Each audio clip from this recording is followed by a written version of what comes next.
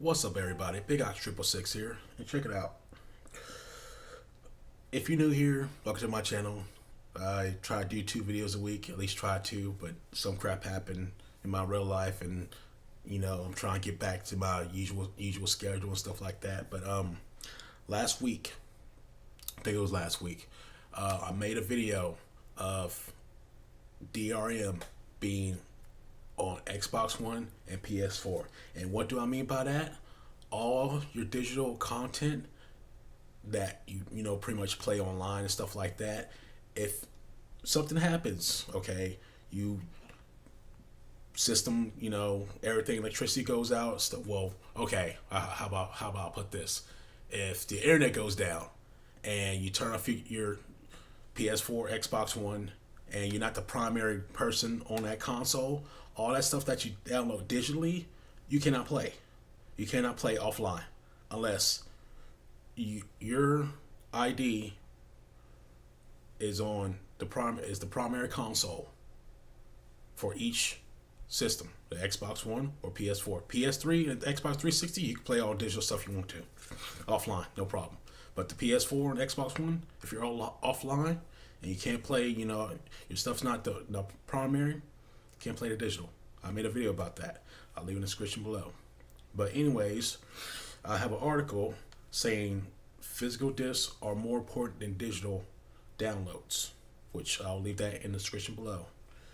And don't get me wrong, I have, digital games, okay? But if I can buy the game at retail, I will buy the physical copy, okay? So don't get me straight, be like, oh, I just hate, digital content. No. I buy digital content as well. But if I could buy it on retail, I will buy the physical copy. Because I do have Dead Rising. I showed in the video. I do have Dead Rising for digital. But I just recently bought the physical copy for it. Okay? This right here, Tempo, the badass elephant. It's an indie game. You can't buy this in retail. So any games like that, I will download because they don't take up that much space as well. So let's get into the article.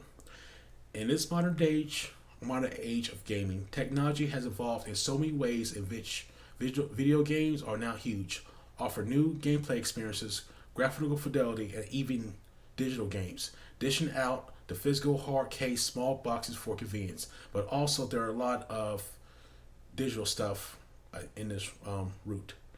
Others see it as a better feature and that is convenient, while some still see physical as more important and convenient in this present day. Even printed magazines are getting unnoticed as the internet stays up to date and people nowadays have smartphones in their pockets, and the 4G/LTE network is already a big advantage to those who want to game on their phones and to browse. I may want to call it an all-in-one digital device that can already do a lot of possible things, from watching YouTube videos and movies to browsing and even writing documents. But did you ever stop to think for a second if putting aside physical will be a lot easier for people to use and advantage on? Here are preferences. Dig in. Not everyone likes to have a shelf full of books, games, DVDs, etc., when they can just have them on their consoles, computers, and mobile devices. But there are still disadvantages for a feature in this digital age, which I will be going through. Not every single one of them, okay? If you want to look in the article, look at this article, I'll leave in the description below. But I will go on the most important ones. No more dial-up or slow internet. Okay. When you download a digital game, you have to download the whole game. Some people don't have 100 megabytes download speed or up to 500 megabytes download speed. To be honest, my internet speed is 15 15 megabytes up. No, sorry, 15 megabytes down and like 5 megabytes up, and that's $30. And I have Comcast. Some people have less than I do, and it says right here, 50 gigabyte game takes pretty much 18 hours to do. Even though if you have 500 megabytes, that will take freaking minutes. Some people don't have the luxury of that because I don't want to pay like 100 megabytes for like, $80 and $90 a month. Now, that is not me. It is not happening. And some people just prefer to download all that type of stuff. It's what suck? Freaking your stuff get all corrupted, and all those games that you freaking had before, you have to re-download all of them, including the updates. That would freaking suck. That would take freaking days to download. But that's just me. That's why I prefer physical stuff. Okay. And the next one. Insert and play. No more updates like the classics. But wait. Okay. Old school Nintendo games. I'll show you right now. Star Wars Shadows of the Empire for Nintendo 64. All you need to do is put the game in and play it. You don't have no updates, nothing to worry about. Just plug it and play. Nothing like that. Nowadays, you have to freaking put patches on games. Right after you install it, you have to put a freaking patch on the game. And to me, that's retarded. Grand Theft Auto 4. You don't have to freaking update the game. You can pretty much just play the game, install it, play the game. Don't have to have an update. Let me see. Dead Rising 3. Install the game, don't have to update it. Now, some games you cannot do that.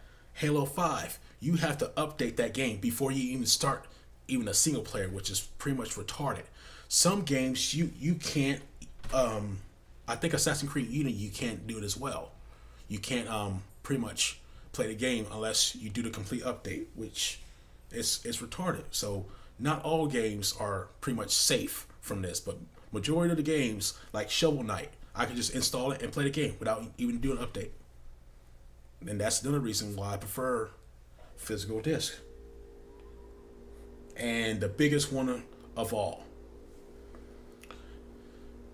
the doomsday of server services shutting down. Okay, some people think they're gonna keep every single of their AAA games, like prime example, all the Xbox games. Well, how can I put it? Let's scratch that. Okay, PS4 exclusives. How about that? Or your third-party games like The Division, or doing Ubisoft Steep, The Crew, whatever. You're trying to tell me after all the servers go down, even the PlayStation 4, Sony, and Microsoft, all their stuff goes down, you're going to keep every single game installed on your hard drive? I highly doubt it. Seriously, I highly doubt that. Because you're going to have like 7 or 8 terabytes to pretty much install every single game. To keep every single game installed, basically. And the updates. Man, I know people ain't going to do that. Seriously. So all that stuff that you freaking download is going to be gone. Waste of money. That's why I only prefer to get indie games. But that's just me. No trading or reselling digital games. Okay, I'm not a big fan of this, to be honest. I think you could like trade like codes on Steam and stuff like that. Supposedly, I'm not quite sure. You can leave that in the comment section below. But I know Sony and Microsoft, you cannot freaking trade digital content. It's pretty much like once you have that digital content, that's it. Pretty much that's why I have physical stuff, because somebody wants to borrow a game, be like, hey, you have that game? Yeah, sure, dude. Yeah, sure, you can borrow it. Make sure you give it back, or you want to have some type of collateral after that, you know? Shit. You know? But man, I'm not a big fan of freaking trading my games unless I'm gonna be turned like, 60 or 70. Then I'll probably like sell all my stuff eventually, because I have quite a big collection, and I pretty much like to collect physical stuff. Every single one, like, day, or at least try to. But I still buy physical digital stuff. But if it's indie, I'll buy it, because like I said before, you cannot buy any games that are retail. And I'm sorry I'm going like here and there with this video, so just pretty much keep up with me. Collection, that's what it said. The collection of physical games just look amazing.